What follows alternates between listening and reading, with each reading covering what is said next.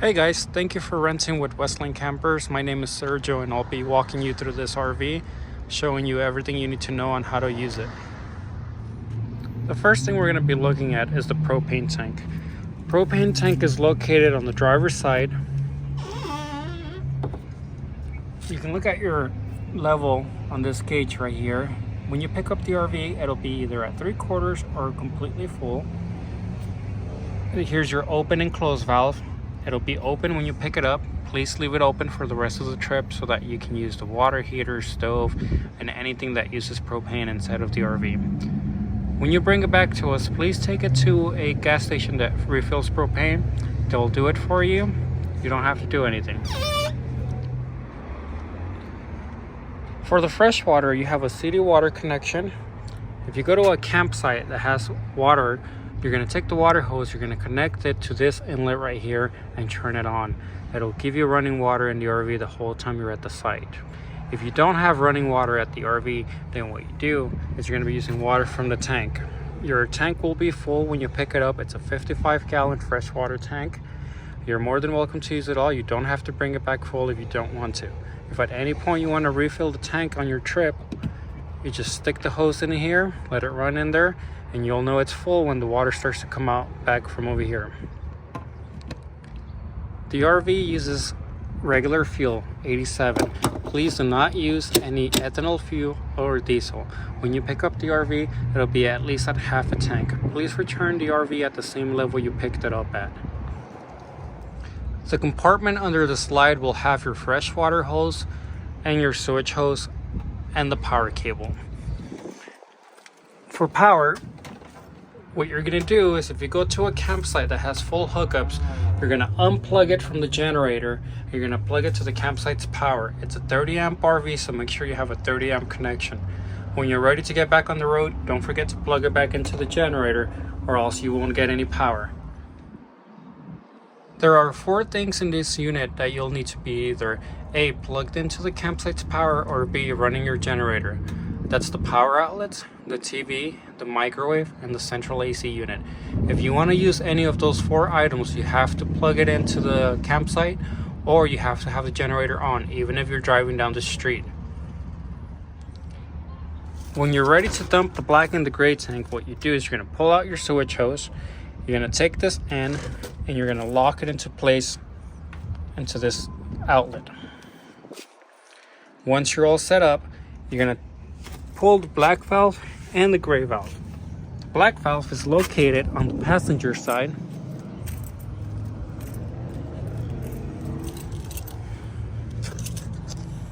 Right here. So you're going to pull that one first.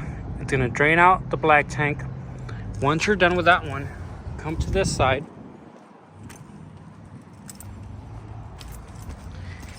And you pull the gray one second. That'll flush out the black water. If you're done using the tanks, then you're going to leave those valves open so that when you bring it back to us, we'll know you emptied the tanks and we won't charge you for the dumping fee. If you leave them closed, we'll assume the tanks are full and charge you the dumping fee. When you're done emptying the tanks, you're going to disconnect the hose. You're going to rinse the hose inside and out before you put it back into the compartment. Please make sure you do not climb on the ladder. There's nothing up there for you to do. You have storage compartments throughout the RV. If you want to use them, the small silver key in the keychain will unlock the compartments. There's a black tank flush on this side. Please do not use this. We flush the tanks out when it gets back.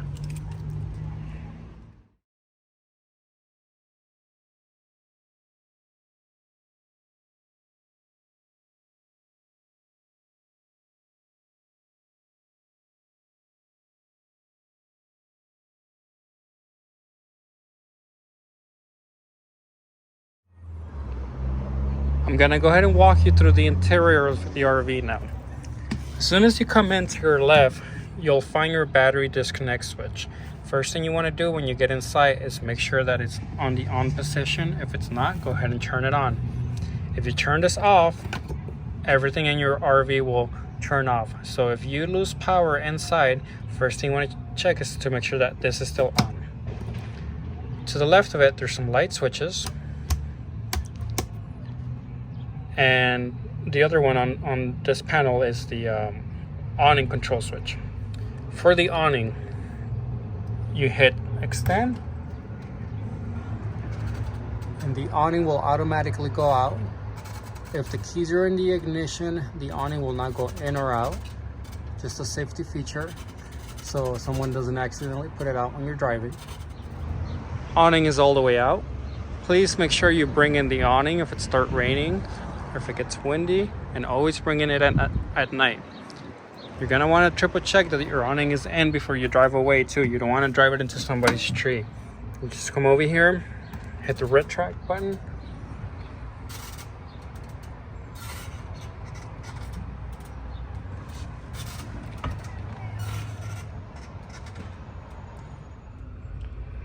For the stove, all you need to do is turn on your gas, turn this clockwise. Bring a lighter with you anyway. Sometimes the sparker goes out. You can always light it manually if you need to.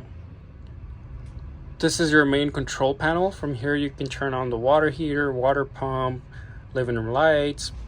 If you want to use the water pump, just turn this on. It'll get your water in the sink, toilet, and the shower. If you're not using it, always turn off the water pump. Water heater. If you go to a campsite that has power, then you're going to use the electric water heater. You can turn this one on and you can leave it on the whole time you're there. When you're disconnected from the campsite, you're going to make sure you turn it off. If you're dry camping, then you're going to be using the gas water heater. You're going to turn this on 10 to 15 minutes before you need hot water. Same thing goes for this one. If you're not using it, you're going to turn it off so it's not burning up the propane. Lights.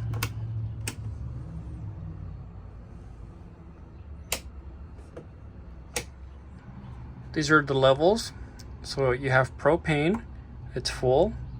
Your battery level, if you're dry camping, you're going to want to keep an eye on this. If you see it start to get low, you're going to turn on your generator for at least an hour to get you a full charge. Before going to bed, if you're dry camping, you're going to run the generator for at least an hour so that batteries don't die overnight.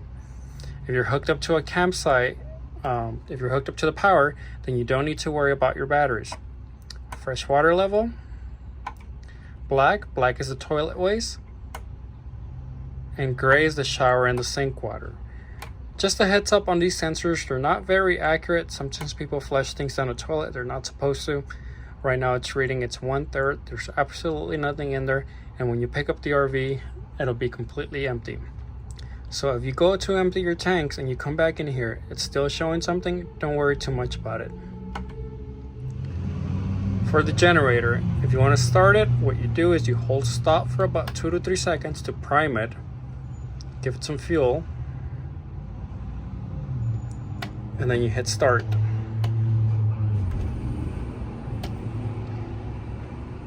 If you completely drain your batteries to the point where the generator doesn't want to start, what you do is you turn on the engine, let it run for 5 minutes, that'll charge your batteries, and then you can come over here and start the generator. You can shut off the engine once you get the generator going. Remember, there are 4 things in the RV that requires you to have the generator on or to be hooked up to a campsite.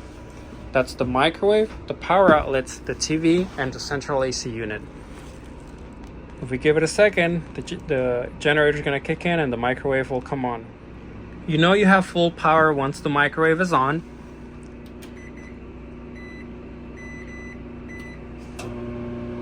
Pretty standard. AC unit. Turn on the power. You're going to set the fan to high. Cool. Set your temperature to about 70 degrees. Do not go lower than that. If you do that, what will happen is you're going to freeze the coils in the AC unit and you're going to be without AC for a few hours till it thaws out. If you want to shut it off, you just go ahead and shut it off. For the furnace, you're going to turn it on. You're going to set your fan to auto. Mode's going to be set to heat, and make sure the furnace is on. You're going to set your temperature to about 68 degrees. The RV will the furnace will automatically maintain the temperature. If you no longer need the furnace, then you just turn it off. To stop the generator, you're just going to hit stop, and it'll shut off. TV remote is right below the control panel. DVD remote right here. Once you have the TV on, you have the Blu-ray player, DVD player up here. It's also a smart device, so if you have a Wi-Fi connection at your campsite, you can hook it up and stream Netflix. For your refrigerator, it's a 12-volt refrigerator that runs off the batteries. It'll automatically come on when you turn on the battery switch by the door. You're going to leave it set to the coldest setting, give it about 2 to 3 hours, and it'll get cold. It's very important if you're dry camping, make sure you have some charge in your batteries or else this thing will shut off. You don't want your food to go bad. If you're hooked up to the campsite and you have power, then you don't need to worry about the refrigerator going off. Right by the bathroom sink, there's a power outlet that has a GFCI reset button.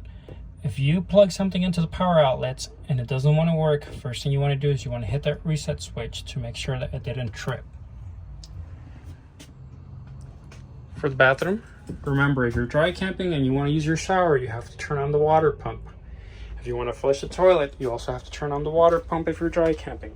There's a flush pedal to the right of the toilet. You're just going to push this down a little bit to fill it up with water. Once it's full with water, you're ready to use the toilet. Once you're done, you're going to push it all the way down to flush it. For the bedroom area, you have a divider. You can shut off at night.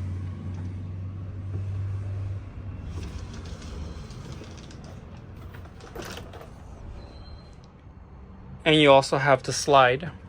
Control for the slide is right here. You push in, it'll come in. Once it's all the way in, you're ready to get on the road. If you want to push out your slide, then you just push the out button. Out. For sleeping area, you'll also have the bunk right above the passenger and the driver's seat. You just take this cushion, drag it into this empty area and fill in the empty spot. And you have the dinette. What you do for the dinette is you're going to remove the tabletop from the post. You're going to remove the post from the base. You're going to take this table, you're going to set it right between the supports. And you'll take this cushions and fill in the empty spot. Last part of the walkthrough I want to show you is the breaker box. Breakers are right here, fuses are right here. If you run the microwave and the central AC unit at the same time, what'll happen is one of these breakers is going to trip. Not a big deal, just come over here and reset it. So if your AC doesn't want to come on, your microwave doesn't want to come on, this is another item that you can check. For the dash area, you have your miles down here, you have your fuel level up here, windshield wipers, headlights. You can set this one to automatic.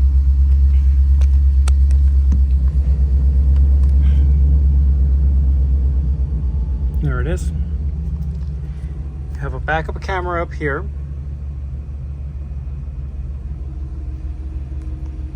Dash AC.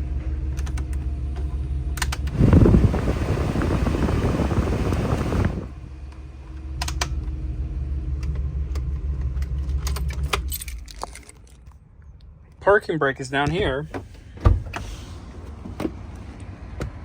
Set it by pressing it down, and you release it with this lever.